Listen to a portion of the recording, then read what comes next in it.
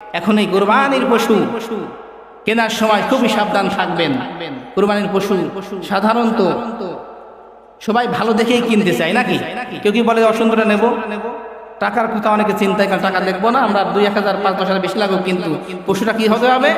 সুন্দর হতে হবে, সেটা আমাদের অধিকারী হতে হবে। তবে সাবধান থাকবেন, আপনারা কেনার সময় লেজের দিকে একটু খেয়াল রাখবেন, শিঙের দিকে আর কানের দিকে একটু বেশি খেয়াল রাখবেন।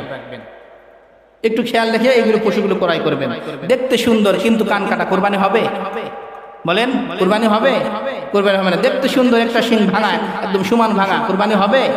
কুরবানি কিন্তু হবে না।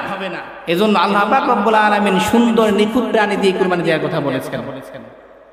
এজন্য সম্মানিত ভাইয়েরা, কথা হচ্ছে আজকে সমাজে ভুলটা হচ্ছে ওইটাই, আপনারা নিজের পশু বিক্রি করে দিয়ে আবার পশু কিনছেন ভাগে ভাগে কিনছেন, এটা না। তবে এটা উদ্দেশ্য যদি হয়, আপনি ছোট্ট একটা 20,000 টাকা 15 টাকার পশু বিক্রি করে আপনি 30 টাকা দিয়ে পশু কিনলেন, একা কিনতে হবে, এটা আপনাদের অত্যধিক একটা উত্তম একটা কাজ হবে। ভুল করবেন না কেউ, খবরদার। এবং ভাগে নেবেন, সাবধান থাকবেন। আপনার ভাগের মধ্যে কোনো সুদখোর, ঘুষখোর, জেনাখোর, বদমাইশ আপনার জানা মতে জানো না থাকে। যদি আপনার অজানা থেকে যায়, কেউ জানে না, সেটা আল্লাহ পাক কবুল করবেন হয়তো, কিন্তু জানার পরে যদি কেউ ভুল করেন, কবুল হবে? কথা বলেন, কবুল হবে? কবুল হবে না। এই জন্য কুরবানি একদম নিকটবর্তী, আপনার খুবই সাবধান। এখন পশু কেনার একটা উৎসাহ আমাদের সমাজে দেখা যাবে, পশু কিনবো, ভাগি গুছাবো।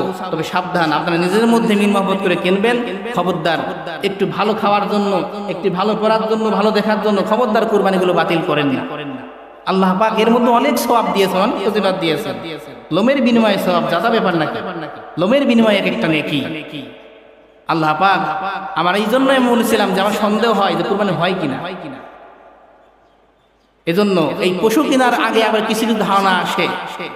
একটা ধারণা মারাত্মক সমাজে, যে আমি যখন পশুটা কিনেছি আবার একটু কোথা কাটাকাটি হয় 5 জনের মধ্যে, পশুটা কিনে আমাদের লস হয়ে গেছে মনে হয়, আমরা একটু 2-3 ঠকে গেছি, এইরকম কথা কি হয়?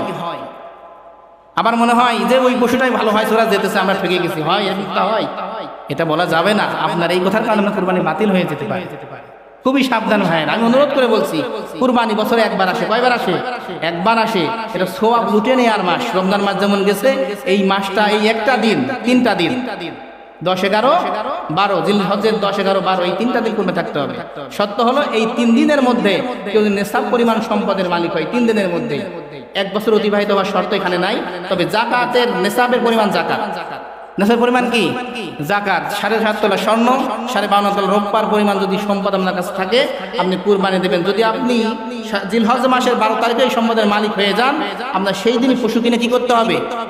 কুরবানি দিতে হবে। 1 বছর অতিবাহিত হওয়ার সুযোগ নাই এক্ষেত্রে। এজন্য খুবই সাবধান অবলম্বন করবেন। সম্পদটা আপনার হওয়ার পরে আপনি কুরবানি দিয়ে দেবেন। আল্লাহ পাক রব্বুল আলামিন সবাইকে যেন সহি সঠিকভাবে জেনে বুঝে কুরবানি দেওয়ার তৌফিক দান করেন, বলেন আমিন।